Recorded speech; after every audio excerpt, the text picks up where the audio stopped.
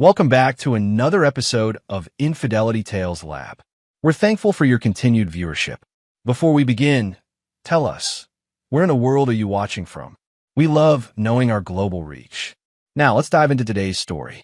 Chapter 1, Ghosts of the Past. Callum Navarro never asked to be a hero. At 42, the former Special Forces operator had spent the last 23 months deployed on a classified mission in Yemen that officially didn't exist.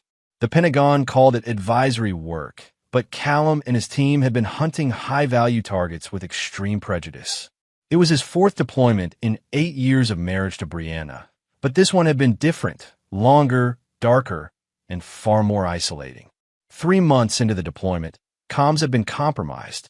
To protect operational security, all contact with families was severed. For the remaining 20 months, Callum's team was presumed missing or dead. They endured, completed their mission, and returned as ghosts. Callum fingered the faded photograph in his wallet as the military transport touched down on American soil. In it, his wife's auburn hair caught the light, and their daughter Sophia, 15 when he left, smiled with her mother's eyes and his stubborn chin. The photograph was creased and worn, stained with sweat and sand and blood. Not all of it his own. "You gonna call ahead, Nav?" asked Trent Walsh, the youngest member of their team, as they collected their gear. Callum shook his head. "Want to surprise them. It's 3 days before Christmas. Perfect timing." Sergeant Major Griffin Mercer, Callum's oldest friend and confidant, exchanged a glance with Trent. "Just be careful with expectations, brother. It's been nearly 2 years of radio silence. People adjust. Breathe strong," Callum said with quiet confidence. She understood what she signed up for. Griffin nodded, but didn't quite meet Callum's eyes. "I'm just saying, take it slow. They thought you were dead, man." Before deploying, Callum had made arrangements to ensure his family would be taken care of if the worst happened. His military pension and life insurance would provide security, but he'd also set up a separate account where his hazard pay accumulated. Every month, a portion transferred automatically to their joint checking account, his way of supporting them even in absence. At 39, Brianna had been running her interior design business while raising their daughter. They had been high school sweethearts, married young, and weathered the storms of military life together. The modest 2-story colonial in Virginia had been her dream home, bought with their combined savings 6 years ago. As the taxi approached his neighborhood, snow began to fall. Christmas lights adorned most houses, and Callum felt a knot forming in his stomach. He'd missed 2 birthdays, a graduation, countless dinners, and everyday moments that could never be recovered. "Just here is fine," he told the driver, deciding to walk the last block. The night air bit his face as he trudged through fresh snow, duffel bag slung over his shoulder. He passed the Henderson place, where old Floyd was arranging a light-up reindeer, and Mrs. Keller's house with its meticulously decorated windows. I didn't notice him. He moved like a shadow, a habit hard to break. When his house came into view, Callum stopped. There were unfamiliar decorations, not Brianna's usual tasteful white lights, but multicolored strands haphazardly hung. A new car sat in the driveway, an expensive European model he didn't recognize. The knot in his stomach tightened. He approached slowly, noting the changed curtains, the different welcome mat, small details that felt wrong. Through the front window, he could see a Christmas tree far larger than Brianna ever preferred, decked in gaudy ornaments. Callum stood at his own door, suddenly feeling like an intruder. He took a deep breath and rang the bell. 30 seconds passed. Footsteps approached. The door swung open, and there stood Brianna, her hair shorter, highlighted differently, wearing an elegant dress he'd never seen. Her eyes widened in shock, color draining from her face. "Callum," she whispered, her voice barely audible. "Hi, Bree," he said, his throat constricting. "I'm home." Brianna's expression shifted from shock to something else. Panic? Her eyes darted behind her, then back to him. We thought you were dead," she stammered. "I know. I'm sorry about that. It was classified," she finished. "Of course." An awkward silence stretched between them. No embrace. No tears of joy. Just distance. "Can I come in?" he finally asked. Brianna stepped halfway outside, pulling the door nearly closed behind her. Callum, I don't think that's a good idea right now. You should have called. Call. Confusion and hurt crossed his face. Bree, it's me. It's our home. She shook her head, eyes now avoiding his. I'm sorry. I think you have the wrong address. The words hit harder than any bullet ever had. Callum stared at his wife, uncomprehending. Behind her, he caught a glimpse of movement, a man's silhouette passing in the hallway. Understanding dawned cold and clear. I see, he said, his voice dropping to a dangerous calm that anyone who'd served with him would have recognized as a warning. My mistake. He turned and walked away, feeling her eyes on his back. He didn't look back, even when the door closed with a quiet click behind him. The snow was falling harder now as Callum walked aimlessly through the neighborhood. His phone buzzed in his pocket, a new phone with only military contacts.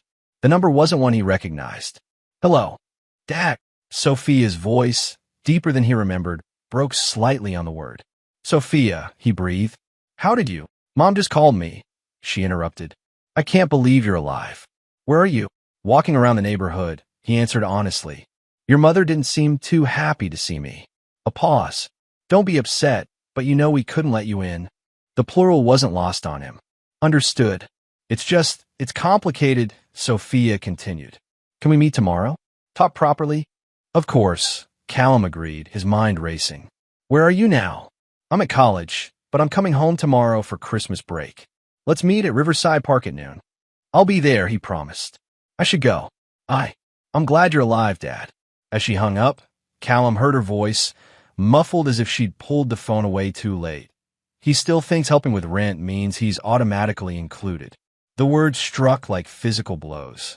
His daughter hadn't just forgotten to hang up. She'd wanted him to hear. The cruelty was deliberate. Callum stood motionless in the falling snow, processing this second betrayal. The man who'd survived firefights, torture, and months of isolation felt something breaking inside him. Not his heart, his restraint. With mechanical precision, he pulled out his phone again. First, he canceled all automatic transfers to the joint account. Second, he logged into his credit card portal and removed Brianna as an authorized user. Third, he called his bank and placed a freeze on all shared accounts. By morning, they would understand what they had lost. By morning, he would be someone else entirely. The man who died in Yemen and returned as something harder, colder, and utterly unforgiving. As he walked away from the life he'd once known, Callum's phone lit up with notifications. 31 missed calls and counting. It was only the beginning. Chapter 2. Scorched Earth. Callum spent the night at a budget motel on the outskirts of town, a sparse room with peeling wallpaper and a mattress that had seen better decades. He didn't sleep. Instead, he sat methodically cleaning his K-bar knife, a habit that focused his mind. By dawn, his plan was taking shape. The calls and messages continued through the night. Brianna's voice grew increasingly desperate. Callum, please call me back. You don't understand. Then, this isn't what you think. Finally, you can't just cut us off like this. But he could, and he had. At 7 a.m., Callum called Griffin. Jesus, Nav, I've been worried sick. Where are you? Need a favor, Griff. No questions. A pause. Name it. Your cousins still work at First Virginia Bank? Vince? Yeah, he's a VP now. I need everything on Brianna's accounts. Joint and personal. Last 2 years. Today. Griffin whistled low. That bad. Worse, Callum replied. And I need to borrow your cabin. Just for a week. It's yours for as long as you need. Keys are in the usual spot. Nav, whatever happened, I'm sorry, brother. By 10 a.m., Callum had established a new bank account, redirected his military pension, and filed paperwork to liquidate certain investments, ones Brianna didn't know about. By 11 a.m., he'd visited a lawyer recommended by another team member, initiating divorce proceedings with specific instructions. No settlements, no mercy. At 11:45, he arrived at Riverside Park. The snow had stopped, leaving the landscape pristine and silent. He chose a bench with clear sight lines and waited. Sophia arrived at 12:07. At 17, she was taller than he remembered, her posture confident as she scanned the park. She'd grown up while he was fighting someone else's war. The realization brought a pang of regret that he quickly suppressed. "Dad," she said, approaching cautiously. She didn't move to embrace him. "Sophia," he replied, gesturing to the space beside him. She sat, leaving distance between them. "You look different." "So do you." He studied her face, the expensive highlights, designer coat, the iPhone 16 Pro clutched in her manicured hand. "Seems you've done well for yourself." Her eyes narrowed slightly. "What's that supposed to mean?" "Just an observation." "Look," she said, exhaling sharply. "About what happened yesterday. About what I overheard." Callum interrupted, his voice calm but cold. "That I'm just an ATM to you?" Sophia flinched. "You weren't supposed to hear that." "Clearly. It's not what you think." She shifted uncomfortably. "Mom's been through hell. We both have. You disappeared for almost 2 years, Dad. What were we supposed to do? Mourn me? Remember me? Keep faith?" Each question delivered without emotion. "Instead, you replaced me." "It's not that simple." Her composure cracked. "Nelson has been there for us. He helped Mom when she was falling apart. He paid for my college when the military benefits got held up. Where were you?" "Fighting to stay alive so I could come home to my family," Callum replied. "A family that apparently doesn't exist anymore." Sophia's expression hardened. "That's not fair." "No, it's not," he agreed. "None of this is fair. But it is what it is." He stood, brushing invisible dust from his pants. "I've canceled the supplemental rent payments and credit cards. The joint accounts are frozen pending legal separation." "What?" Sophia stood too, panicked. "You can't do that. Mom needs that money. I need that money for next semester." "Nelson can cover it," Callum replied, his voice devoid of emotion. "Since he's been there for you." "Dad, please." Her tone changed, softening into the voice of the little girl who used to ask for ice cream. "I know you're upset, but this is extreme. We can work something out." Callum looked at his daughter, truly looked at her, and saw the calculation behind her eyes. The same calculation he'd seen in enemies trying to manipulate their way out of tight situations. "There's nothing to work out," he said finally. "You and your mother made your choices. Now you get to live with them. So that's it. You're just cutting us off." Tears welled in her eyes. Genuine or tactical, he couldn't tell anymore. "No, Sophia. You cut me off when you decided I was nothing more than a paycheck." He turned to leave, then paused. "Tell your mother divorce papers are coming. I suggest she get a lawyer." As he walked away, Sophia called after him. "You don't understand what we've been through. This isn't fair." Callum didn't look back. In war, he'd learned there was no fair, only survivors and casualties. By afternoon, Griffin's cousin had delivered 2 years of bank records, credit card statements, and financial summaries. The picture they painted confirmed Callum's worst suspicions. 3 months after his deployment, coinciding exactly with the communications blackout, large cash withdrawals began. Designer purchases, expensive restaurants, weekend getaways to the Hamptons. A pattern emerged. Brianna had started spending lavishly almost immediately after believing him dead.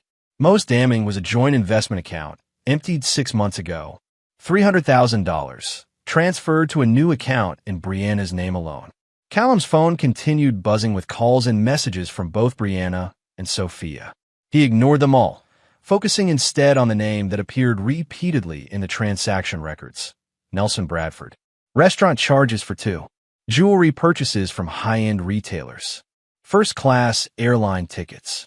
A quick internet search revealed Nelson Bradford was a real estate developer with connections to local politicians.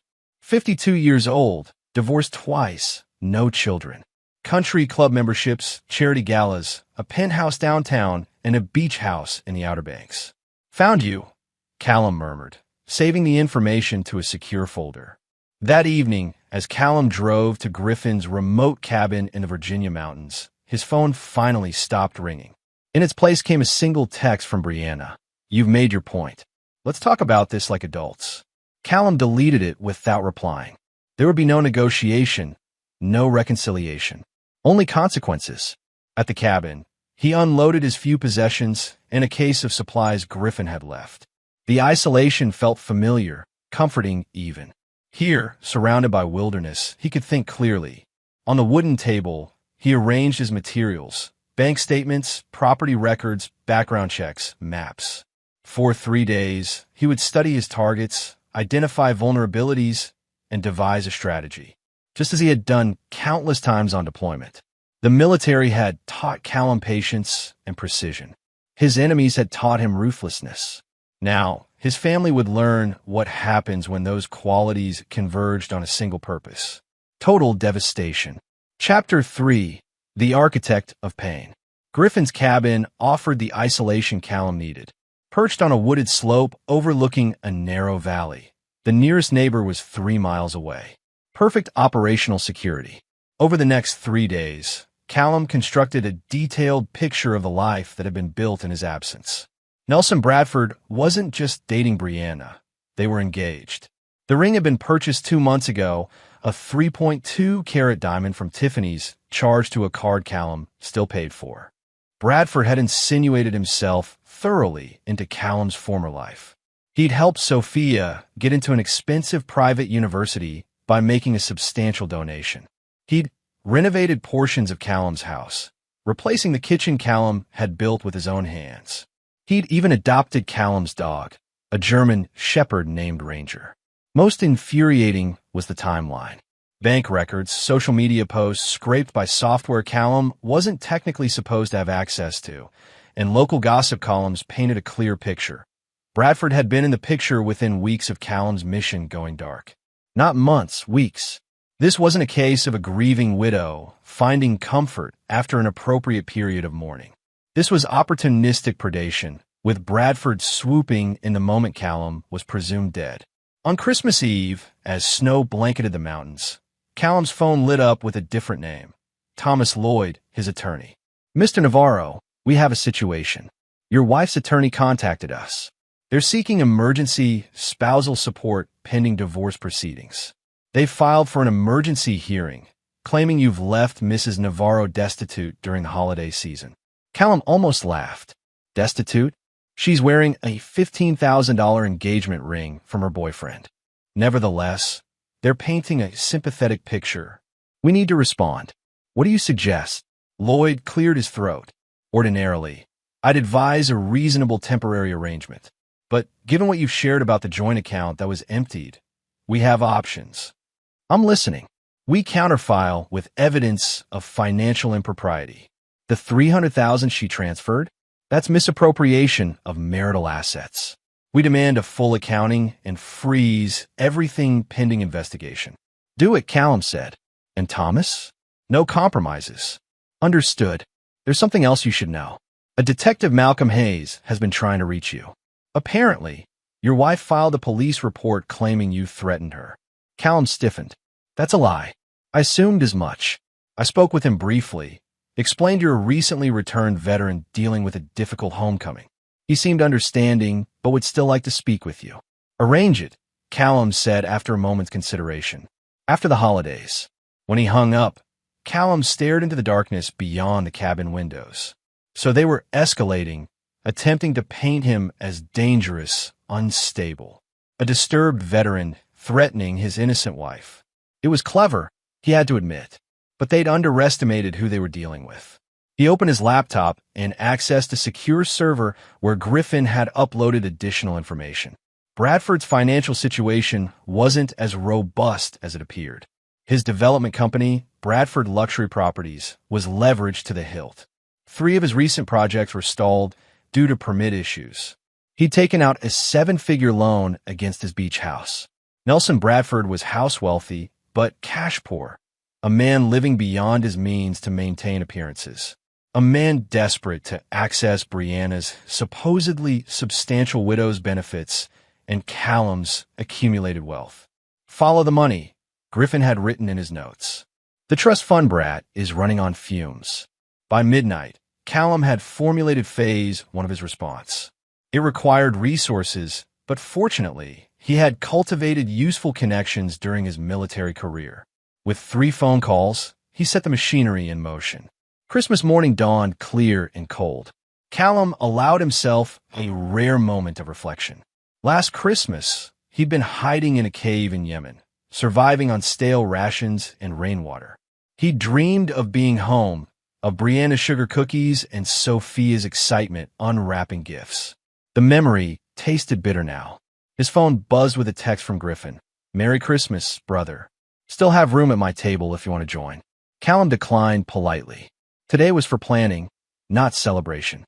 At noon, he received confirmation that the first piece was in place. A retired CIA analyst owed Callum for extracting his daughter from a hostage situation in Beirut.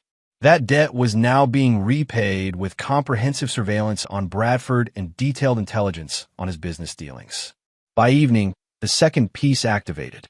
A former teammate who transitioned to private security now worked for a firm that handled digital reputation management. For the right price, they could also do the opposite, systematically dismantle a person's digital presence. The third call had been to Damian Rivers, a Marine who'd served with Callum on his first deployment. Damian now ran a construction company specializing in government contracts. "How dirty are we getting, Nav?" Damian had asked. "Not illegal," Callum clarified. "Just creative. Bradford has 3 stalled projects needing permits. I want to make sure they stay stalled. Consider done. My brother-in-law works for the County Planning Commission. Paperwork gets lost all the time." As night fell, Callum's phone lit up with a final message from Sophia. Unlike the previous dozens, this one wasn't a demand or accusation. "Dad, I know you're angry, and maybe you have reason to be, but please, can we just talk? Really talk? I miss you." Callum stared at the message, feeling a crack in his resolve. He began to type, deleted it, then typed again. "Actions have consequences, Sophia. You made your choice clear when you thought I couldn't hear you. There's nothing to talk about." He sent it, then powered off his phone. Sentiment was a luxury he couldn't afford. Not if he was going to execute his plan. Tomorrow would begin Phase 2, systematic dismantling of Bradford's financial house of cards. By New Year's, the man would be scrambling to keep his business afloat. By Valentine's Day, his reputation would be in tatters. And Brianna? She would learn exactly what life looked like without Callum's support, the hard way. As for Sophia, her betrayal cut deepest. In time, perhaps she would understand the lesson. Loyalty isn't conditional. Once broken, it can never be fully restored. Callum checked his watch. In 6 hours, the financial trap would spring, triggered by algorithms set to execute precisely at market opening. Bradford's loans would be called in simultaneously by 3 different creditors, all recently acquired by shell companies Callum now controlled. The first domino was positioned. All that remained was to apply pressure and watch the cascade of destruction. Chapter 4. Wolves at the Door. The days between Christmas and New Year's passed in calculated precision. Callum moved from Griffin's cabin to a furnished apartment in Alexandria, paid 6 months in advance under a corporate name. From this secure location, he monitored the unfolding chaos. The financial pressure on Bradford manifested first. 3 of his creditors simultaneously demanding immediate repayment created a perfect storm. Bradford's frantic attempts to secure bridge financing failed as word spread through banking circles that he was a credit risk. Mysteriously, potential investors withdrew interest in his stalled projects. On December 28th, Callum met with Detective Hayes at the police station, accompanied by his attorney. The detective, a former military man himself, seemed skeptical of Brianna's claims from the start. "Mrs. Navarro states that you made threatening remarks and displayed erratic behavior," Hayes said, reviewing his notes. "Detective, I spent 30 seconds on her doorstep before being told I had the wrong address," Callum replied calmly. "The woman I've been married to for 8 years, whose expenses I've covered even while presumed dead, claimed not to know me. I walked away without argument." Hayes nodded, making notes. "She claims you've cut her off financially as retaliation. I froze joint accounts pending divorce proceedings after discovering she'd already emptied our investment account of $300,000, Callum countered, sliding across documents Thomas had prepared. "That's not retaliation. That's self-protection." The detective reviewed the papers, his expression shifting. "I see. And these credit card statements showing charges at the Peninsula Hotel in Tiffany's while you were deployed." "Not my purchases, detective." By the end of the interview, Hayes closed his notebook. Mr. Navarro, between us, this complaint appears to be without merit. I'll note that in my report. Thank you, Detective. For what it's worth, Hayes added as they stood to leave, my brother served 3 tours. Came home to find his fiancée had moved on after the second. It's a hell of a thing. Callum simply nodded. Sympathy wasn't what he needed, justice was. On New Year's Eve, Phase 2 accelerated. Bradford's company website experienced technical difficulties, replacing professional project photos with images of unfinished construction and disgruntled workers. His business email server suffered a catastrophic failure, with messages from the past year accidentally forwarding to clients and competitors. When Bradford attempted damage control, he discovered his social media accounts had been compromised. Nothing obvious, no crude hacks or embarrassing posts. Instead, subtle alterations to past statements made him appear dishonest in business dealings and disrespectful toward clients. Callum watched it all unfold from his apartment, a glass of bourbon in hand as the year turned. His phone, which he'd finally turned back on, showed 17 new messages, most from Brianna, growing increasingly desperate. Callum, Nelson's business is falling apart. I know you're behind this. Please stop whatever you're doing. You've made your point. We need to talk. Things aren't what they seem. From Sophia, only one message. This isn't just hurting Mom and Nelson. It's hurting me too. Is that what you want? Callum didn't respond to any of them. Instead, he messaged Griffin. Phase 3 begins tomorrow. Still with me? Griffin's reply came immediately. All the way, brother. Assets in position. Phase 3 was more personal. On January 2nd, while Bradford was meeting with increasingly nervous investors, a team of movers arrived at Callum's house. Former military men who worked for Damien's company. They had copies of property records and a detailed inventory. Brianna was at work when they arrived. Within 3 hours, they had removed everything Callum could legally claim.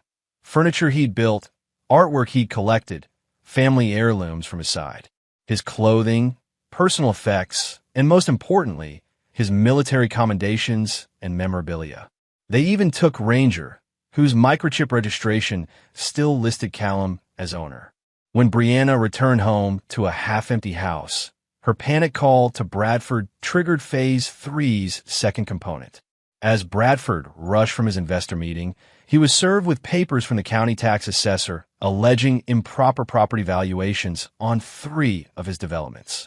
Simultaneously, environmental inspectors arrived at his largest project citing anonymous complaints about wetland violations.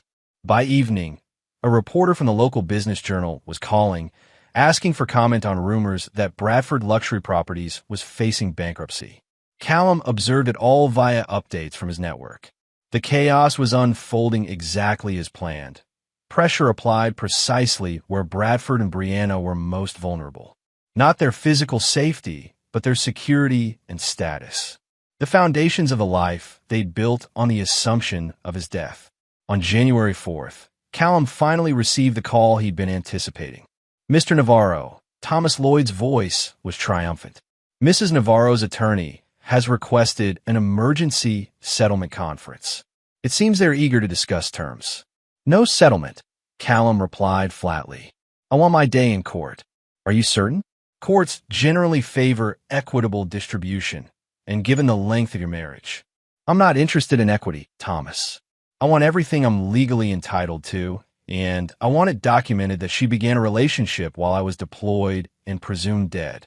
I want it on record that she emptied accounts and used my money to finance a lifestyle with another man. I want it all public. A pause. That's an aggressive approach, Mr. Navarro. That's the only approach I'm willing to consider. After hanging up, Callum checked his surveillance feed. Bradford's beach house was being inspected by yet another county official, this time questioning whether recent renovations had been properly permitted. The noose was tightening. That evening, as Callum walked Ranger in a nearby park, an unexpected figure approached. Sophia. How did you find me? He asked, instantly alert. I put a tracker app on your phone that time you let me borrow it, she admitted, before you deployed. Despite everything, Callum felt a flicker of pride at her resourcefulness. Smart. What do you want, Sophia? She looked thinner than at Christmas, dark circles under her eyes. You have to stop this, Dad. Mom's a wreck. Nelson's business is imploding. My tuition payment for next semester is due, and no one can cover it. That sounds like a series of problems I didn't create, Callum replied, continuing to walk with Ranger heel. Sophia fell in a step beside him. Didn't create? You're systematically destroying their lives. I'm reclaiming what's mine, he corrected. Everything happening to Bradford is the result of his own overextended finances and questionable business practices. I'm simply accelerating the inevitable. And Mom? What did she do to deserve this? Callum stopped walking, turning to face his daughter fully. She replaced me before my body was even cold. She spent my money courting a new life while I was fighting to stay alive. She emptied accounts we built together over decades. When I returned, alive, she pretended not to know me. What would you call that, Sophia? His daughter flinched at the raw emotion finally breaking through his controlled facade. She was heartbroken when they told us you were missing, presumed dead. We both were. Were you? Callum challenged. Because the bank records show the grieving period lasted approximately 2 weeks before the spending sprees began. That's not fair. Nelson was helping us cope. The shopping, the trips, those were his way of distracting us from the pain. Very generous of him, especially since I was paying for it. Sophia's expression hardened. You don't understand anything. I understand enough, Callum replied, his voice cooling again. You should go home, Sophia. Your mother and her fiancé need you. Dad, please, she tried once more. At least unfreeze my college fund. That's not part of this fight. That fund was for my daughter, Callum said quietly. The one who would have waited more than 2 weeks to replace her father. The one who wouldn't have let another man move into his house before the official notification of death was even issued. The one who wouldn't have referred to him as an ATM when she thought he couldn't hear. Tears spilled down Sophia's cheeks. I made a mistake. One stupid comment. Does that erase 17 years of being your daughter? For a moment, Callum wavered. Then he remembered her voice, cold and calculating. He still thinks helping with rent means he's automatically included. Actions have consequences, he said finally. Consider this your first real adult lesson. As he walked away, Ranger trotting faithfully beside him, Callum heard Sophia call after him. You've changed. The father who left wouldn't be this cruel. She was right about one thing. He had changed. The Callum who deployed 2 years ago had died in Yemen. The man who returned was forged in blood and betrayal. A man who understood that mercy was often mistaken for weakness. And he would not be weak again. Chapter 5, Collateral Damage. Mid-January brought bitter cold to Virginia and increasingly desperate countermoves from Bradford and Brianna. Their attorney filed motions to dismiss Callum's financial claims, arguing that Brianna had reasonably believed herself a widow. They sought temporary restoration of accounts pending final divorce settlement. Judge Eleanor Martinez, a no-nonsense veteran of the family court system, denied their motions comprehensively. The evidence indicates Mrs. Navarro began spending marital assets on luxury goods and her paramour within weeks of Mr. Navarro's deployment. Judge Martinez wrote in her ruling. She subsequently emptied a joint investment account without authorization. Until all assets are properly accounted for, the temporary restraining order on financial accounts will remain in place. It was a devastating legal blow. Without access to Callum's funds and with Bradford's business imploding, their carefully constructed life was crumbling. Callum, meanwhile, had moved to the operational phase of his plan. Using his military connections, he arranged a meeting with Senator Howard Blackwood, a powerful member of the Armed Services Committee with oversight of defense contracts. Major Navarro, the senator, greeted him in a private dining room at an exclusive Washington club. Your reputation precedes you. Griffin speaks highly of your team's work. Thank you for meeting me, Senator. I appreciate your discretion. Of course. Griffin mentioned you're dealing with a difficult personal situation while transitioning back to civilian life. Callum nodded. That's part of why I'm here. I understand your committee is reviewing bids for the new military housing contract at Fort Belvoir. The senator's eyebrows rose slightly. We are. A substantial project. Bradford Luxury Properties is among the bidders, Callum continued. I have information suggesting Mr. Bradford has misrepresented his company's financial stability and compliance history. He slid across a folder containing meticulously documented evidence of Bradford's questionable business practices, permit violations, and precarious financial position. This is comprehensive, Blackwood said, reviewing the contents. May I ask your interest in this matter? Mr. Bradford is engaged to my wife, Callum replied evenly. A development that occurred while I was deployed and presumed dead. I believe his interest in the relationship was primarily financial, and I'm concerned about the integrity of someone who would pursue a widow under such circumstances. I see. The senator closed the folder. Rest assured, the committee values integrity in its contractors. This information will receive proper consideration. 2 days later, Bradford Luxury Properties was eliminated from consideration for the $40 million contract. The news made the business section of the Washington Post, with anonymous sources citing character and financial stability concerns. The fallout was immediate. Bradford's remaining investors began withdrawing support. A bank called in loans on 2 of his commercial properties. Subcontractors, sensing trouble, filed liens demanding payment. Callum monitored it all from his apartment, where he'd established a command center of sorts. Ranger lay at his feet as he reviewed updates from his network. The German Shepherd had readjusted to Callum quickly, as though the 2 years of separation had never happened. His phone rang. Griffin. Bradford's in serious trouble, his friend reported without preamble. My banking contact says he's trying to secure emergency financing using the beach house as collateral, but no one's biting. Too much smoke around his business now. Good, Callum replied. There's more. Brianna was put on unpaid leave from her design firm. Apparently, some of her clients were Bradford's investors, and they're jumping ship. That news gave Callum pause. He hadn't directly targeted Brianna's career. Collateral damage, he murmured. Yeah, well, there's more collateral incoming. Sophia dropped out of college yesterday. Couldn't make tuition payment. That information landed differently. Despite everything, Callum hadn't intended to derail his daughter's education. She made her choice, he said, more to convince himself than Griffin. She aligned with them. True, Griffin acknowledged. Just thought you should know. Phase 4 still a go. Callum hesitated, then steeled himself. Yes, execute as planned. Phase 4 was the most personal attack yet, targeting the wedding Bradford and Brianna had scheduled for Valentine's Day. A garish affair at the Westfield Country Club, with 200 guests and extensive media coverage planned for the society pages. Within hours, the club manager received documentation of Bradford's financial troubles along with news articles questioning his business practices. By evening, he called Brianna to regretfully inform her that they would need additional financial guarantees to proceed with the event. Simultaneously, the florist, caterer, and rental companies received anonymous tips that payment might not be forthcoming.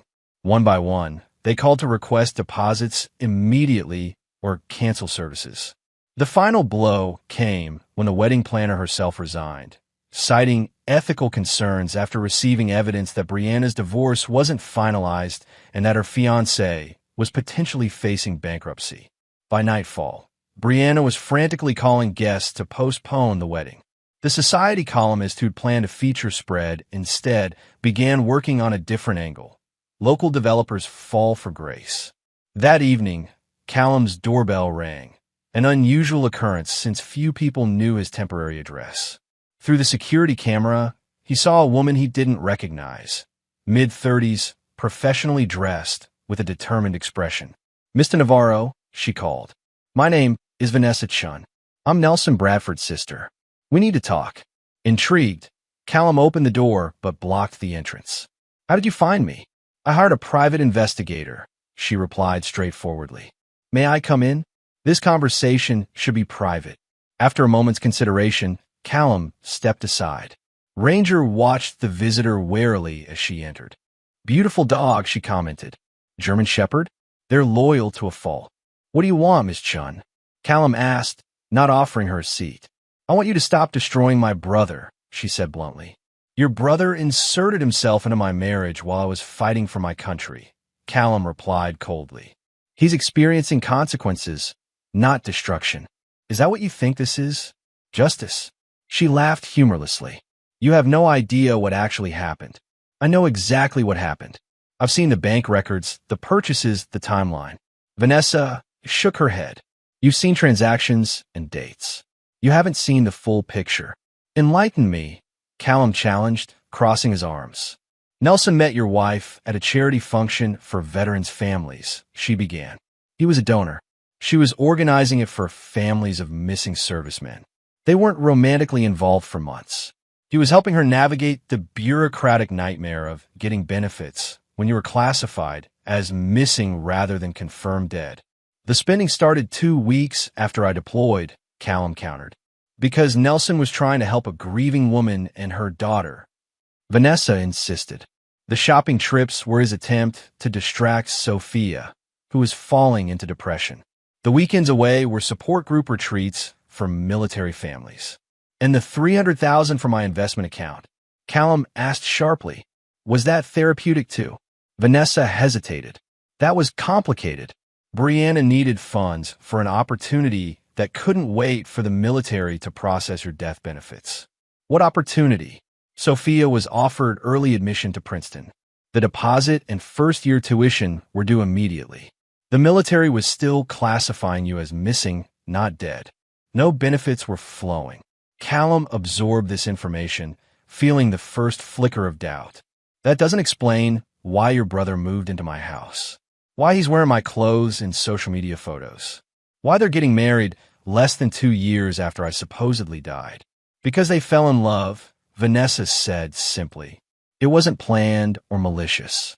It happened gradually, over months of shared grief and recovery.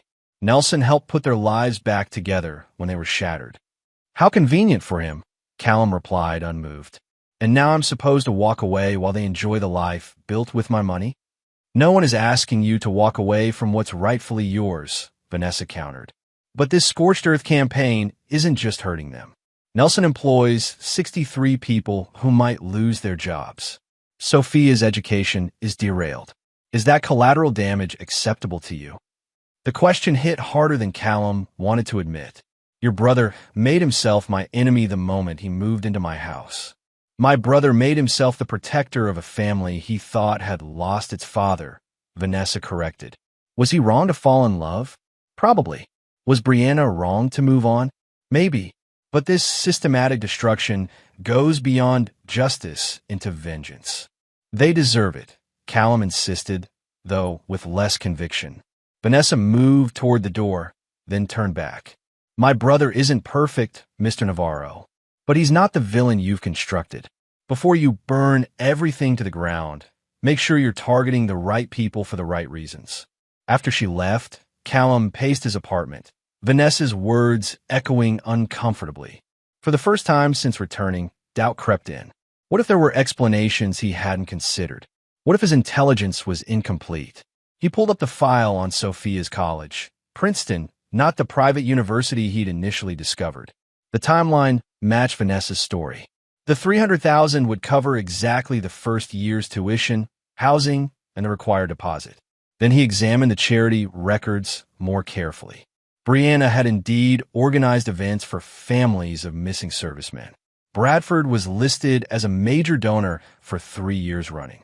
The weekend trips Callum had assumed were romantic getaways aligned with support group retreats in the locations Vanessa mentioned. Not everything fit this alternative narrative, but enough did to create uncertainty. Had he launched this campaign of destruction based on incomplete information? Had his tactical mind jumped to the worst conclusion because it was trained to identify threats? As dawn broke, Callum made a decision. He called Griffin. I need everything, he said. Not just financial records and social media. Personal communications, emails, text messages, everything between Bradford, Brianna, and Sophia for the past 2 years. That's in a gray area legally, Nav, Griffin cautioned. I know, but I need the truth, not just fragments. After a long pause, Griffin sighed. I'll see what I can do. But Nav, if you're having doubts, maybe slow down the offensive until we know more. Agreed, Callum replied. Hold phase 5 for now. As he hung up, Callum stared at the wall of evidence he'd accumulated. For the first time, he allowed himself to consider an unsettling possibility. What if he was wrong? Chapter 6. Truth and Consequences. The intelligence Griffin delivered 3 days later was comprehensive. Emails, text messages, private social media communications, a digital chronicle of the past 2 years. Callum sequestered himself in his apartment, methodically reviewing everything, searching for the truth. What emerged was more complex than either narrative he'd considered. The earliest communications confirmed Vanessa's account. Bradford had met Brianna through charity work, offering support and guidance without romantic overtures. Brianna's messages to friends revealed genuine grief, not the calculated opportunism Callum had imagined. But as months passed, the nature of their relationship clearly shifted. Bradford became more present in their lives, stepping into roles Callum had once filled. Texts between Brianna and Sophia showed initial resistance to his increasing presence. "Mom, it feels weird having Nelson fix the sink. That was always Dad's job." "I know, honey, but we need to accept help where we can get it." By the 8-month mark, Bradford was regularly staying over. Sophia's texts to friends expressed discomfort. "Mom's letting him sleep in their bed now. It's like Dad's being erased." The $300,000 transfer did indeed coincide with Sophia's Princeton acceptance, but with a twist Callum hadn't known. Bradford had offered to pay himself, and Brianna had refused, insisting on using family money. Most revealing were conversations after the military officially classified Callum as missing, presumed dead, at the 1-year mark. Bradford had pressed for marriage almost immediately, citing tax advantages and estate planning. Brianna had initially hesitated. "It's too soon, Nelson. I still feel married." "Brianna, it's been a year. The military has made it official. You need to think about your future, about Sophia's future." The engagement had come 3 months later, coinciding with Sophia's departure for college. The timing wasn't coincidental. Emails between Bradford and his financial advisor showed mounting cash flow problems.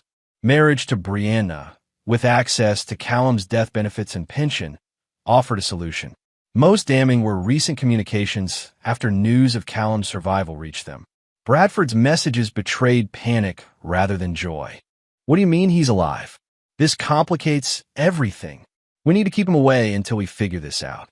The accounts, the house, we can't lose all that now." Brianna's responses were less calculating, but equally revealing. "I can't face him, Nelson. What do I say? That I gave up on him? That I moved on? He'll hate me." Sophia says we need to protect ourselves financially before he can take everything. She's right. He'll be furious. The evidence painted a picture not of malicious conspiracy from the beginning, but of something that had evolved into one. Opportunism masquerading as support, affection intertwined with financial interest.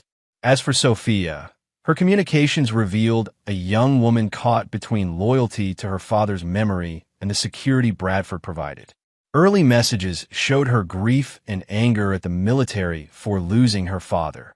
Later ones demonstrated growing materialism and detachment. "Nelson says we should renovate Dad's study into my new bedroom. It's been sitting empty for 6 months. Dad will want me to be comfortable, right?"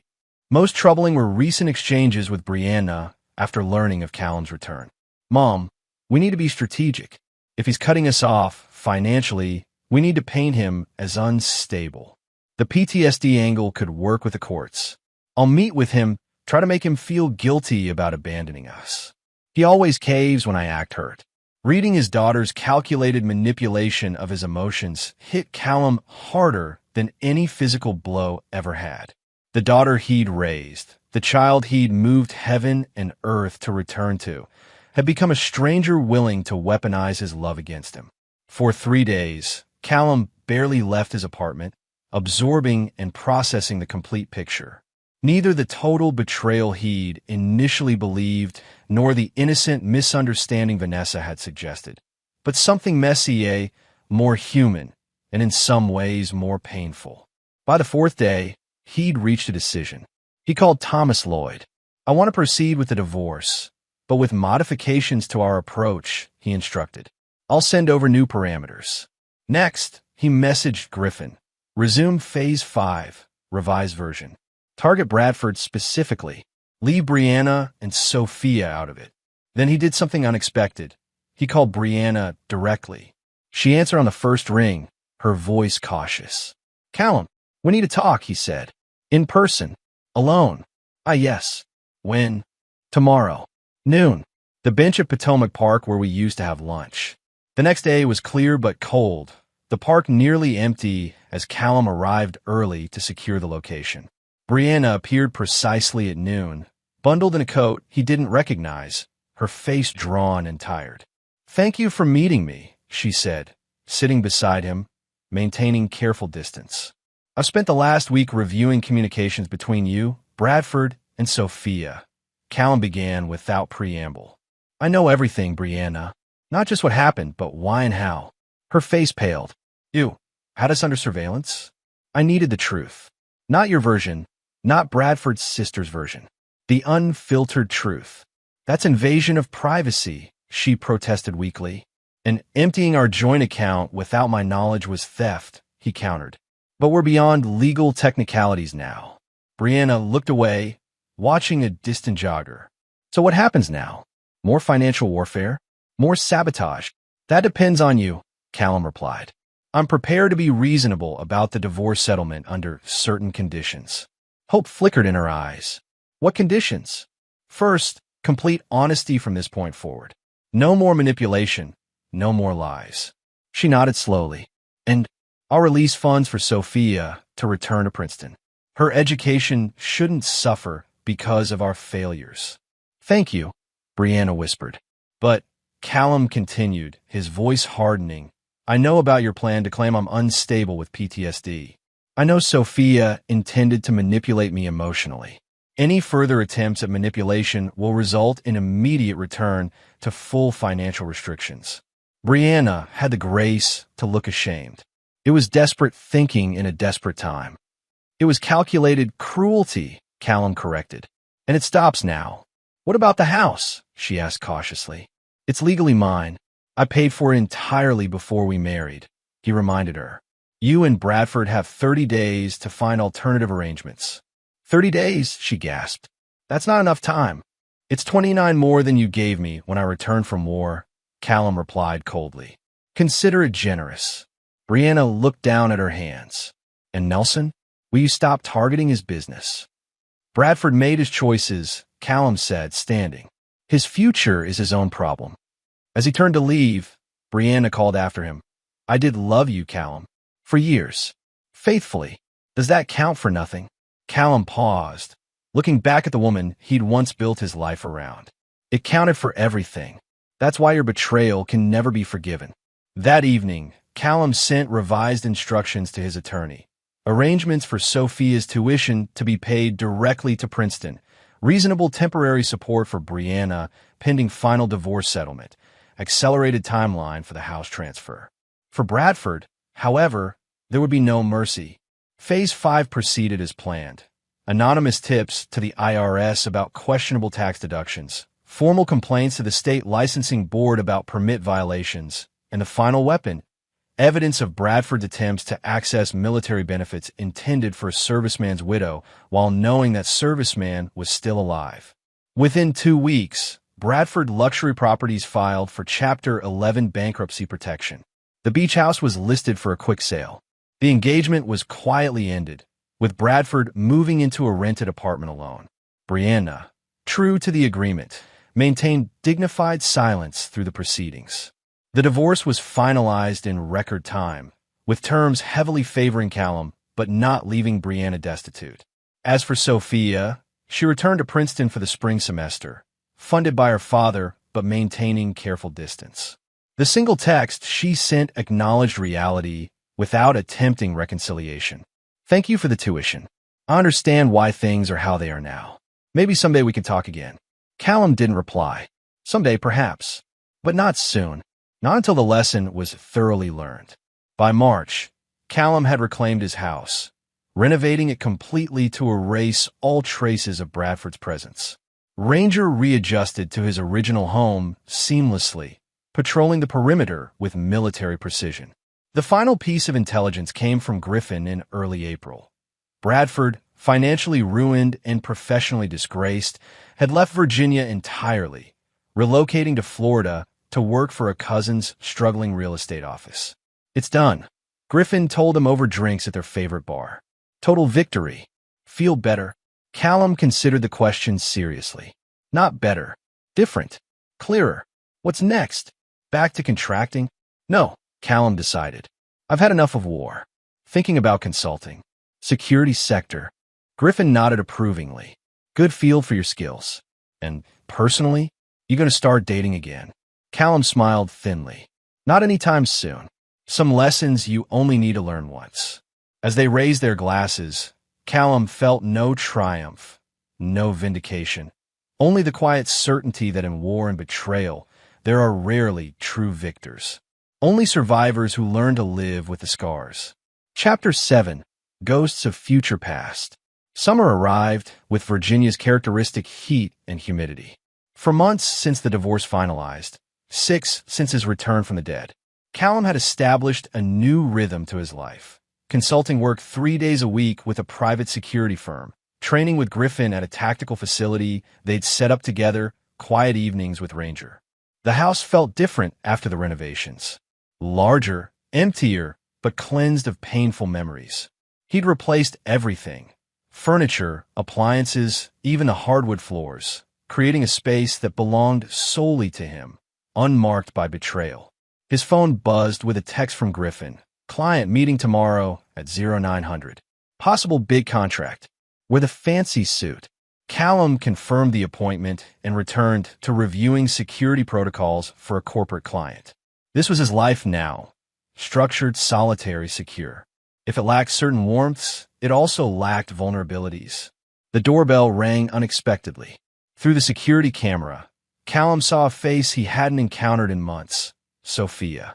He hesitated, then opened the door. His daughter stood uncertainly on the porch, looking both familiar and strange. Her hair was shorter, her posture less confident than he remembered.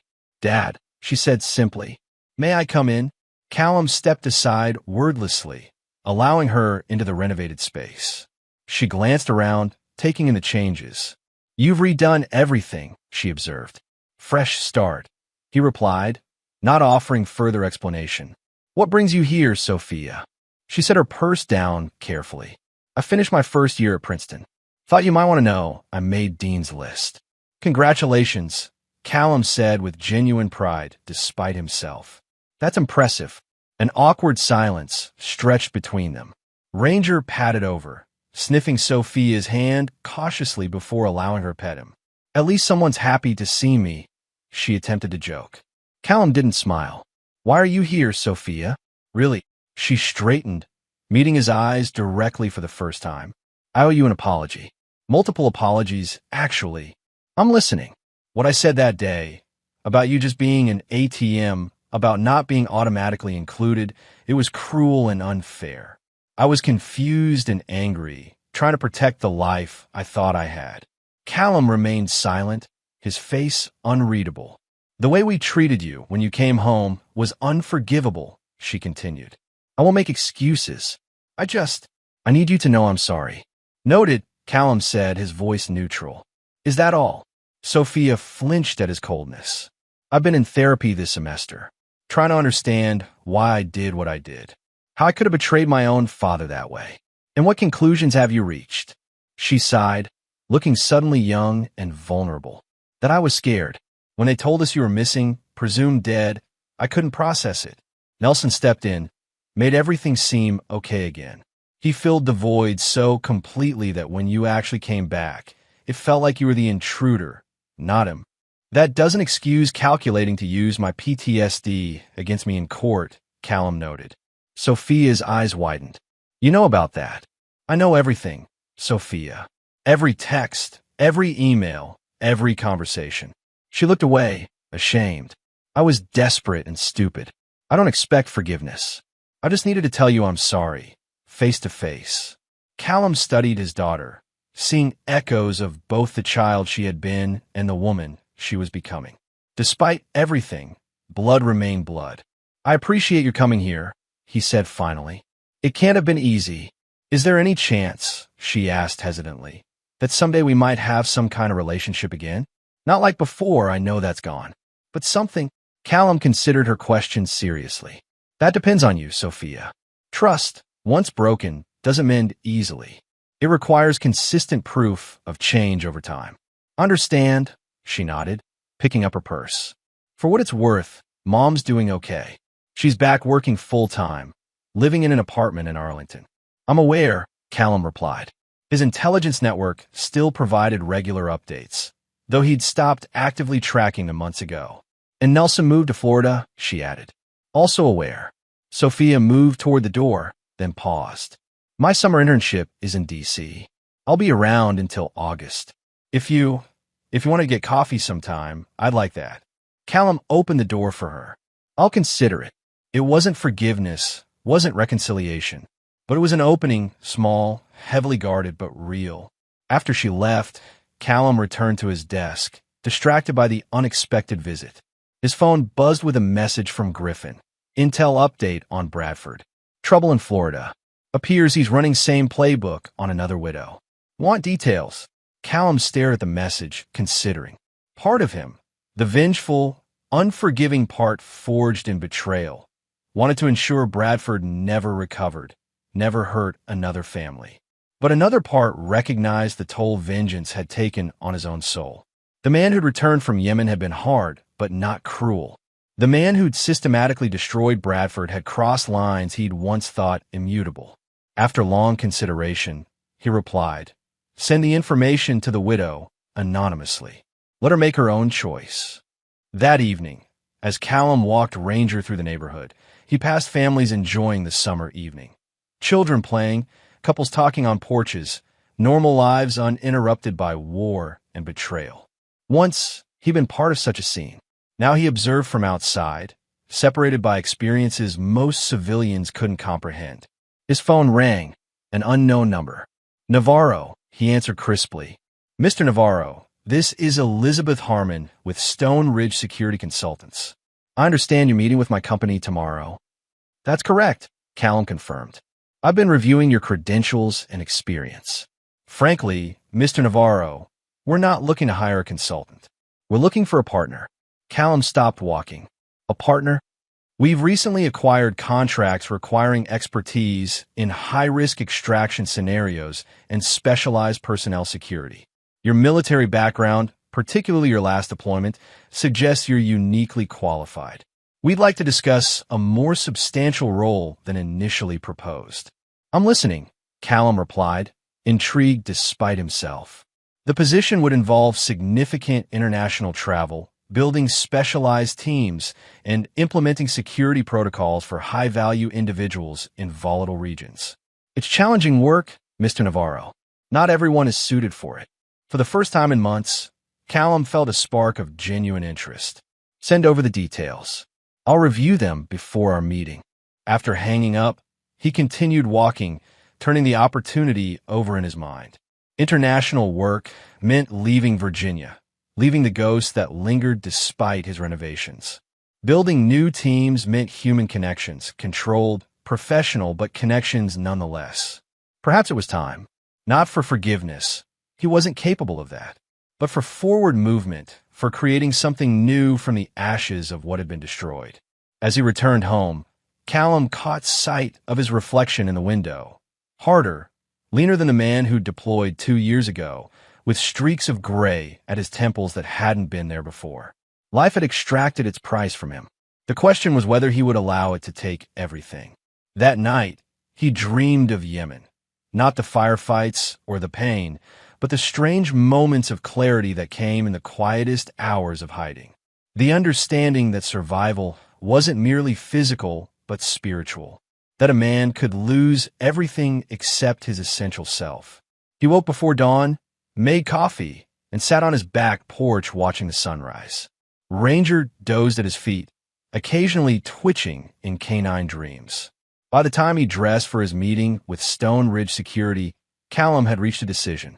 He would take the partnership if offered, would build something new, something entirely his. not to replace what was lost, but to create what had never existed before. As he straightened his tie, a precise, military motion, Callum acknowledged the truth. The man who'd left for Yemen was gone forever. The man who'd returned might never fully heal from betrayal, but he could choose to be more than its product. That would have to be enough.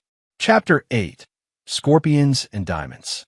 The partnership with Stone Ridge Security transformed Callum's professional life. Within weeks, he was traveling to Dubai, establishing protocols for high-net-worth clients navigating political instability. By August, he'd assembled a specialized team for extraction scenarios. Former special operators from 3 countries, each with unique skills and the same uncompromising competence. Elizabeth Harmon proved an exceptional business partner, brilliant, driven, and utterly straightforward. At 45, she'd built Stone Ridge from nothing after leaving the State Department's Diplomatic Security Service.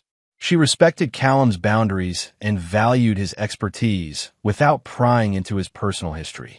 The London contract is confirmed, she informed him one September morning as they reviewed operations in her Washington office. UAE royal family, diplomatic protection during private visit. They specifically requested you lead the detail. Callum nodded, reviewing the parameters. I'll meet Fletcher and Diaz. The principal's daughter is attending meetings at 3 separate locations. Already arranged, Elizabeth confirmed. There's something else.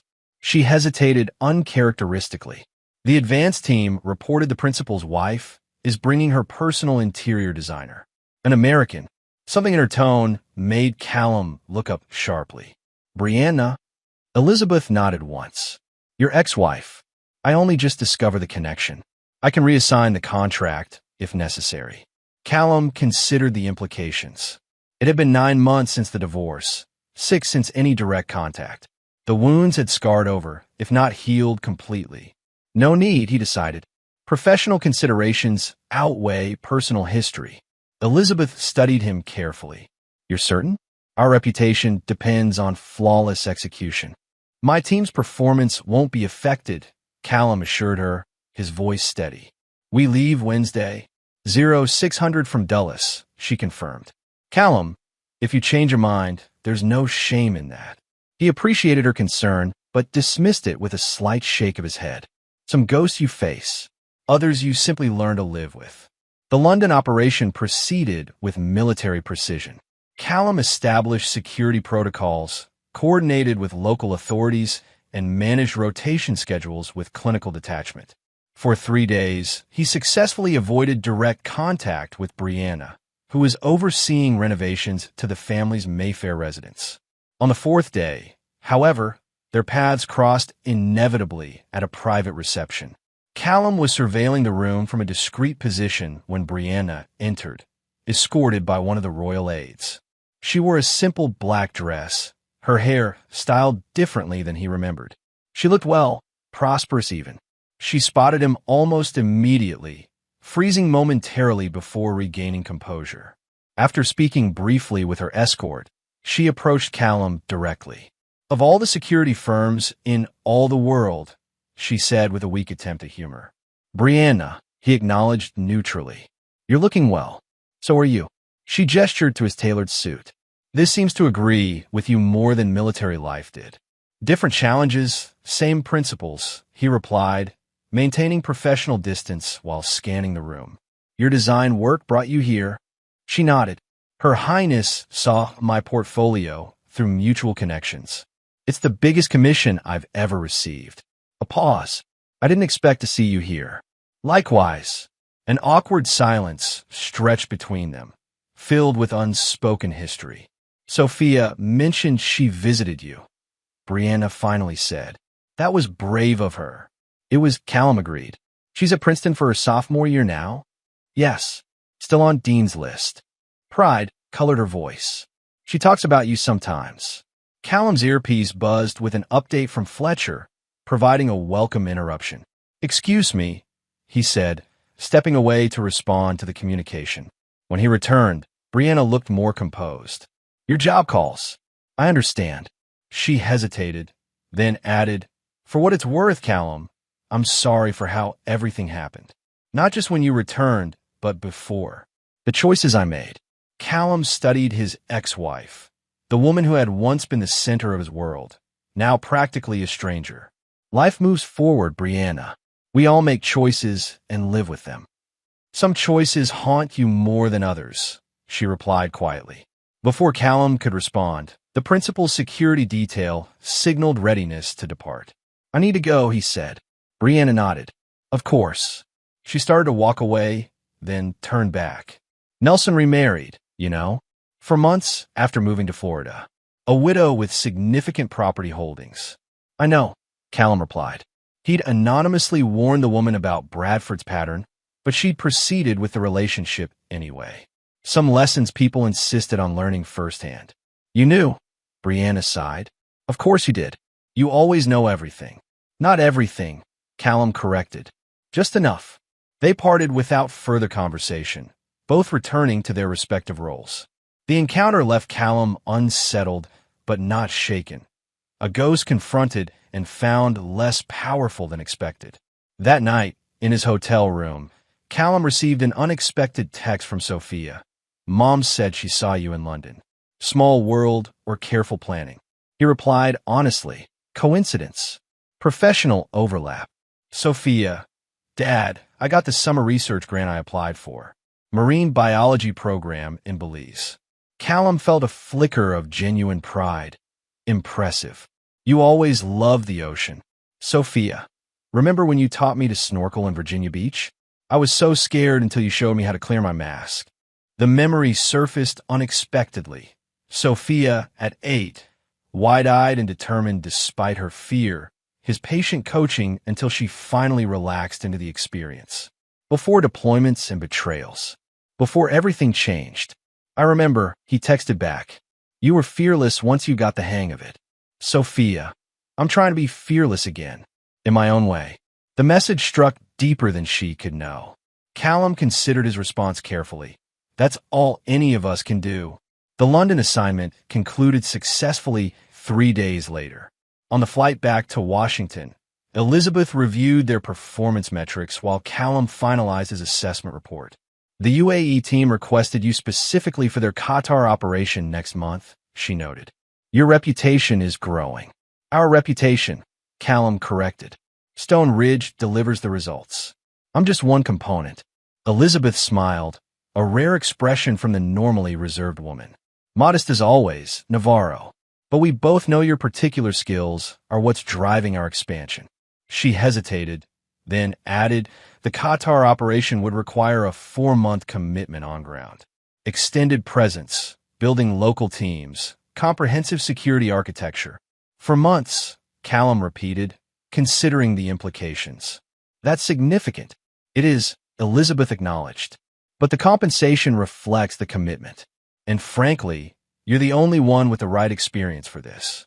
What about Ranger? Your dog? Bring him. The principal has 3 German shepherds himself. Adores them. Callum found himself strangely tempted. For months away from Virginia, from the lingering ghosts of his past life. For months building something entirely new. I'll need to make arrangements, he said finally. But yes, I'll take it. Elizabeth nodded, satisfied. Good. We'll start preparations next week. She closed her laptop, studying him with unusual intensity. When we first met, I wondered if you were too damaged by whatever happened during your deployment. Too angry to be effective. And now? Callum asked, genuinely curious. Now I think the anger has purpose, she replied thoughtfully. You channel it precisely. That's rare. Controlled application of force, Callum said. Basic tactical principle. Applied to emotion, Elizabeth noted. Also rare. When they landed in Washington, Callum found another message waiting. This one from Brianna. It was strange seeing you in London. Stranger still realizing how much has changed. I don't expect forgiveness, but I hope someday you find peace. You deserve that much. He read it twice, then deleted it without responding. Peace wasn't what he sought. Purpose was. And that, at least, he'd found. The Qatar preparation consumed October. November brought Thanksgiving, a holiday Callum had once celebrated with family traditions and warmth. This year, he accepted Griffin's invitation to dinner with his extended family, finding unexpected comfort in the chaotic energy of children and cousins and conversations that required nothing of him beyond presence. "You leave next week?" Griffin asked as they sat on his deck after dinner, nursing glasses of expensive bourbon. "Monday," Callum confirmed. 4 months, possibly extended if the contract expands. Griffin nodded slowly. "Good timing. Virginia winters are hell anyway." "It's not about escape, Griff." "Didn't say it was," his friend replied mildly. "But distance provides perspective. Might not be a bad thing." Callum considered this, watching his breath fog in the November air. "Sophia asked to see me before I leave. Suggested coffee on Sunday." Griffin raised an eyebrow. "You going?" "Haven't decided." "Nav," Griffin said carefully, "your call entirely, but that girl is trying. Harder than most would in her position. After what she did as a scared 17-year-old who thought her father was dead and her world was collapsing. Yeah, terrible." Griffin's tone remained gentle despite the challenging words. "Look, I'm not saying fall back into playing daddy like nothing happened. I'm saying maybe consider that punishment without possibility of redemption isn't justice. It's just another form of war." Callum stared into his glass, the amber liquid reflecting the porch lights. "When did you get so philosophical?" "When I watched my best friend win every battle and still risk losing himself," Griffin replied simply. Sunday morning arrived cold and clear. Callum had messaged Sophia agreeing to meet at a coffee shop near his house. Neutral territory, public enough for comfort, private enough for conversation. She arrived precisely on time, dressed in jeans and a Princeton sweatshirt that made her look younger than her 19 years. Callum had already secured a corner table and ordered for both of them, remembering her preference for caramel lattes that he hoped hadn't changed. "You remembered," she said with surprise as she sat down. "Some things stick," he replied, studying her carefully. She looked healthier than during her spring visit, less shadowed, more present. "So Qatar," she began. "That sounds fascinating and potentially dangerous." "Calculated risk," Callum said. "Establishing security protocols for diplomatic compounds." Sophia nodded, wrapping her hands around her mug. 4 months is a long time. The work requires it. "Understand," she said, then laughed softly. "Actually, I don't really understand at all.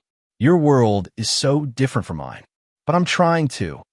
The honesty disarmed him slightly. "Marine biology in Belize," he noted, changing subjects. "That's significant recognition for a sophomore." Her face brightened immediately. "It's amazing. We'll be studying coral reef regeneration techniques. Only 4 students were selected nationally." "You earned it," Callum said with genuine pride. "You always had the brain for science." They talked about her studies for several minutes. Safe territory, uncomplicated by the past. Gradually, Callum found himself relaxing incrementally, remembering the curious child who had always asked questions about how things worked. Finally, Sophia set down her mug decisively. "Dad, I have something to ask you. It's okay if the answer is no." Callum tensed slightly. "Go ahead. Next summer, after Belize, I'm planning to stay in the Caribbean for 2 weeks. Just decompression time. There's this little island near St. Thomas that you always talked about visiting someday." She hesitated. "I wondered if you might want to meet me there. Not for long. Maybe just a few days." The invitation caught Callum completely off guard. St. Thomas had been a dream destination he'd mentioned during deployments, a fantasy of white beaches and clear water that had sustained him through desert warfare. "That's unexpected," he managed. "I know it's a lot to ask," Sophia rushed on. "And like I said, it's completely okay if you're not ready for that. I just thought, neutral territory. No memories there. No history to navigate." Callum studied his daughter's face, the mixture of hope and fear, courage and uncertainty. He recognized the tactical approach, choosing territory that carried no emotional landmines, offering a limited time frame, acknowledging his right to refuse. "I can't promise anything," he said finally. 4 months in Qatar may extend, depending on the situation. "Of course," she nodded quickly. "It was just a thought." But, he continued deliberately, if timing allows, I'd consider it. The smile that broke across her face was painfully familiar. The same expression she'd worn at 8 when successfully clearing her snorkel mask for the first time. Genuine, unguarded joy. That would be amazing, she said. Even if it doesn't work out, just knowing you'd consider it means a lot. As they parted outside the coffee shop, Sophia hesitated, then asked, "Can I hug you goodbye?" "It's okay if that's too much." Callum felt ancient defenses shift uncertainly. After a moment's consideration, he nodded once. Her embrace was brief, careful, not the exuberant tackles of her childhood, nor the dutiful motions before his deployment. Something new, tentative, but sincere. "Be safe in Qatar," she said, stepping back. "I'll send you updates from Belize if that's okay." "I'd like that," Callum replied, surprising himself with the truth of it. As he watched her walk away, Callum recognized something he hadn't felt in years. Possibility. Not forgiveness. He wasn't capable of that. Not reconciliation. Too much had been broken. But possibility, the space where new things might grow in the ruins of the old that existed. Small and fragile, but present. It was, he decided as he turned toward home, enough to begin with. Chapter 9. Steel and Silence. Qatar exceeded Callum's expectations professionally. The royal family's security concerns were legitimate and complex, requiring his full expertise. He built a team of 23 specialists, developed comprehensive protocols, and implemented cutting-edge systems. The 4-month contract extended to 6, then 8 as additional properties were added to his security portfolio. Elizabeth visited quarterly, each time expanding their scope and influence. Stone Ridge's reputation grew exponentially, with Callum's methodologies becoming the gold standard for high-risk protection in the region. "The Saudi royal family has approached us," Elizabeth informed him during her August visit. "They've offered a 3-year contract to overhaul their entire security infrastructure. 8 figures, Callum, plus equity partnerships in related ventures." They sat on the terrace of his company-provided villa, overlooking the Persian Gulf. Ranger dozed nearby, having adjusted perfectly to desert life. The dog's loyalty remained constant while everything else shifted. 3 years, Callum repeated, considering the implications. Significant commitment.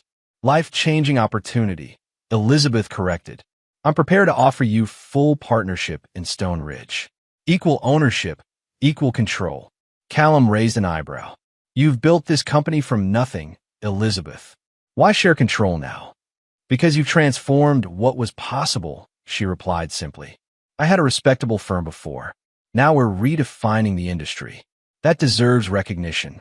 The offer was compelling, financially, professionally, strategically.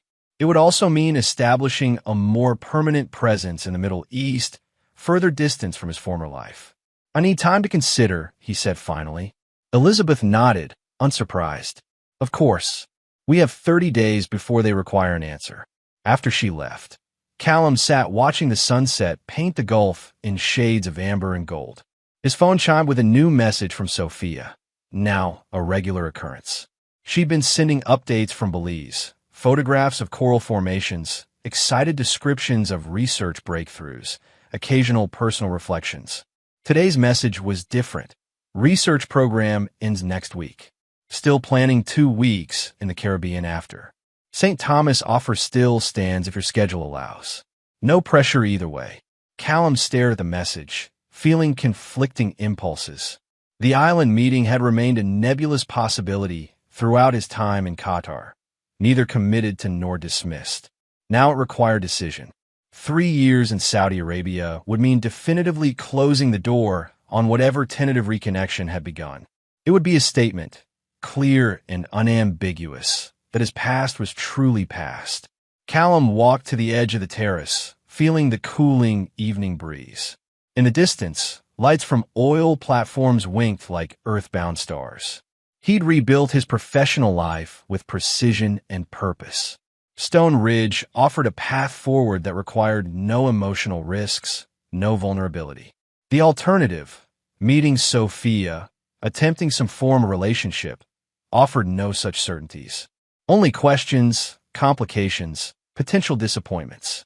Yet as he contemplated the Saudi option, Callum found himself remembering Griffin's words from Thanksgiving. Punishment without possibility of redemption isn't justice. It's just another form of war. He'd been at war since Yemen. First literally, then figuratively against Bradford and Brianna, finally against his own past. Perhaps it was time to consider, if not peace, then at least armistice. Callum typed his response. Arriving St. Thomas, August 25th. 3 days available before return to Qatar. Location details. Sophia's reply came almost immediately. Sapphire Beach on East End. Small villa rental. I'll send specifics. Really looking forward to this, Dad. The decision made, Callum felt strangely unburdened. Not optimistic, precisely. He'd lost the capacity for easy optimism in Yemen, but open to possibilities previously unimagined. He messaged Elizabeth. Need to schedule personal leave before Saudi decision. August 25th to 28th. Her response was characteristically direct.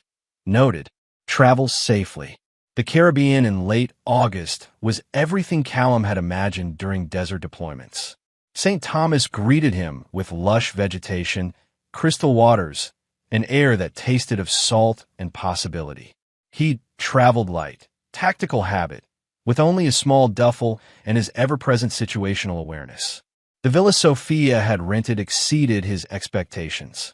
Perched on a hillside overlooking Sapphire Beach, it offered privacy, security, and breathtaking views.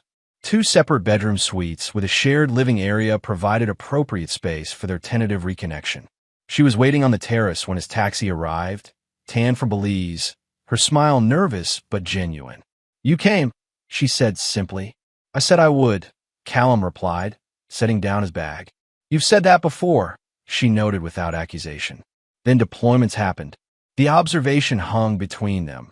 Acknowledgement of broken promises neither had controlled. Different circumstances now, Callum said finally. I set my own schedule. Sophia nodded, then gestured toward the view. Worth the wait though, right? Just like you described. It was the precise shade of blue he'd held in his mind during the darkest moments in Yemen. Callum allowed himself a moment to absorb it before turning back to his daughter. You look well, he observed. Belize agreed with you. Changed everything, she confirmed enthusiastically. I've decided to specialize in marine conservation. Already talking to graduate programs. They settled into careful conversation. Sophia's research, Callum's security work, neutral territories that allowed reconnection without confronting still raw wounds. They prepared dinner together, discovering surprising ease in shared tasks requiring minimal conversation. As night fell, they sat on the terrace with glasses of local rum, watching stars emerge over the water. The silence between them had transformed from awkward to contemplative. I didn't think you'd come, Sophia admitted finally. I hoped, but I wouldn't have blamed you if you hadn't. I almost didn't, Callum replied honestly. What changed your mind? He considered the question carefully. Perspective. Distance from what happened. Sophia nodded slowly. I've been thinking a lot about that time. Try to understand my own choices. And I was terrified of losing everything, she said quietly. When they told us you were missing, it wasn't just losing my father. It was losing our home, our stability, our future. Nelson offered certainty when everything felt like quicksand. Callum remained silent, allowing her to continue. It doesn't excuse what happened when you came back, she acknowledged. That was unforgivable. But I want you to know it wasn't because I didn't love you or didn't miss you. It was because I was afraid of losing everything again. The explanation held elements of truth Callum recognized. Fear making rational people irrational, security overriding loyalty. He'd seen similar patterns in war zones, where survival instincts overwhelmed moral considerations. Understand fear, he said finally, better than you might think. They talked longer than either had anticipated, carefully navigating toward understanding without demanding forgiveness or absolution. When they finally retired to their separate rooms, something had shifted, not healed, but perhaps beginning to scar properly. The next 2 days unfolded with unexpected ease. They snorkeled together, Sophia's expertise now far exceeding the basics he'd taught her as a child. They hiked coastal trails, sharing comfortable silences punctuated by observations about marine life or security considerations, their respective passions.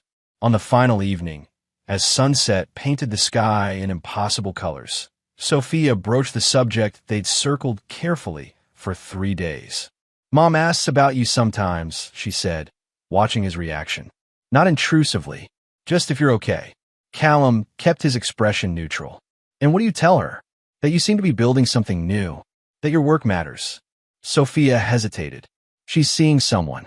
A widower she met through her church. Nothing serious yet." "That's her business," Callum replied without inflection. "I know. I thought you should know." "Thank you for telling me," he said, finding the information affected him less than expected. Brianna's life had become a separate reality, connected to his only through Sophia.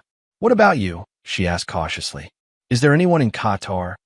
Callum shook his head. "The work is all-consuming. And I'm not." He paused, seeking the right words. "I'm not built for that kind of trust anymore." Sophia nodded, understanding more than he'd intended to reveal. "The woman you mentioned, your business partner, you trust her." "Professionally," Callum clarified. "That's different, is it? Seems like professional betrayal would be just as devastating in your line of work." The observation was unexpectedly perceptive. Elizabeth had indeed earned his trust through proven reliability and shared purpose, qualities he'd once thought he'd found in Brianna. "It's calculated risk," he said finally. "Everything is."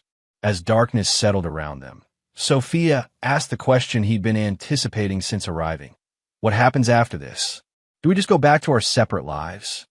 Callum considered his response carefully. "I've been offered a 3-year contract in Saudi Arabia. Full partnership in Stone Ridge." 3 years, Sophia repeated, her voice carefully controlled. "That's a long time to be so far away." "It is," he acknowledged. "Are you taking it?" "I haven't decided." Callum turned to face her directly.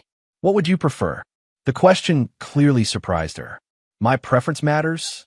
"I'm asking," he said simply. Sophia looked out over the darkened water, gathering her thoughts. "I'd prefer to have some kind of relationship with my father, even a distant, complicated one, even if it's just occasional messages and rare visits like this." She met his eyes steadily. "But I also understand if that's not possible for you."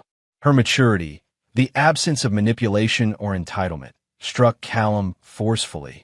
The calculating teenager he'd confronted 18 months ago had grown into something different. Not innocent or unblemished, but honest in her limitations and desires. "I can't be what I was before," he said finally. "That person doesn't exist anymore."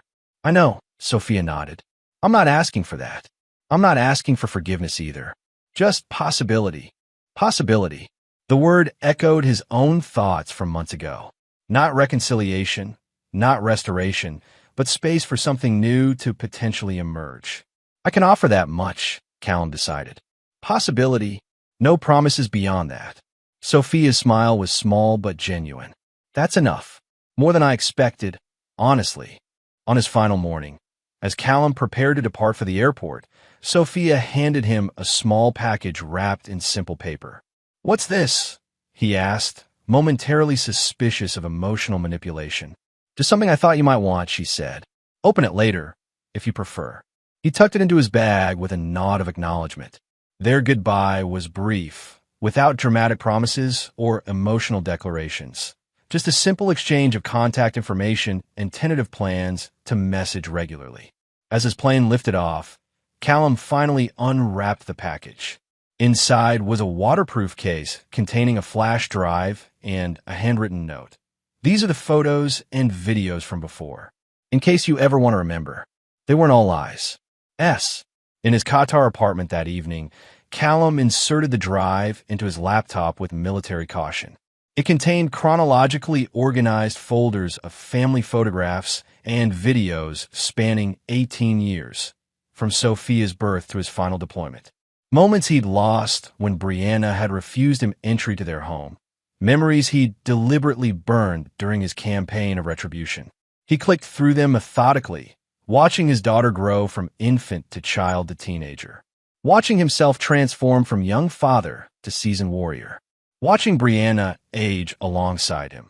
Their shared life documented in birthdays and Christmases and ordinary moments. The final video was dated 3 days before his deployment to Yemen. Sophia had recorded it secretly, Callum in the backyard teaching ranger commands, unaware of being filmed. His laugh, when the dog successfully completed a complex sequence, was unfamiliar to the man now watching, open, unguarded, belonging to someone who still believed in security and permanence. Callum closed the laptop, emotions carefully contained. The past captured in those images was irretrievable, destroyed by war, betrayal, and his own calculated vengeance. But something else remained possible, not restoration, but creation. Something new built on the foundations of hard-earned wisdom. He messaged Elizabeth, decision made on Saudi contract. Let's discuss details when I return. Then, after consideration, he messaged Sophia, arrived safely. Thank you for the photos. The time in St. Thomas was valuable. Her reply came minutes later. For me too.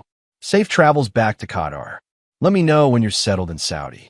Callum set down his phone, considering the choice he'd made. Not forgiveness. He remained incapable of that. Not reconciliation. Too much had been irreparably broken. But a future disconnected from the cycle of betrayal and retribution. A life built on strength without cruelty, boundaries without isolation, purpose without endless war. He would accept the Saudi contract and full partnership in Stone Ridge. Would build security systems protecting others from the vulnerabilities he'd experienced. Would maintain careful, limited contact with Sophia, not as the father he'd been, but as the man he'd become. Bradford remained destroyed, his predatory pattern exposed and neutralized. Brianna remained separate, navigating consequences of choices made. These outcomes Callum accepted without regret or reconsideration. But Sophia would have possibility. Limited, carefully constructed, but real. Not because Callum had forgiven betrayal, but because he'd chosen to end the war. As night settled over Qatar, Callum stood on his terrace watching distant lights. The man who'd returned from Yemen had sought destruction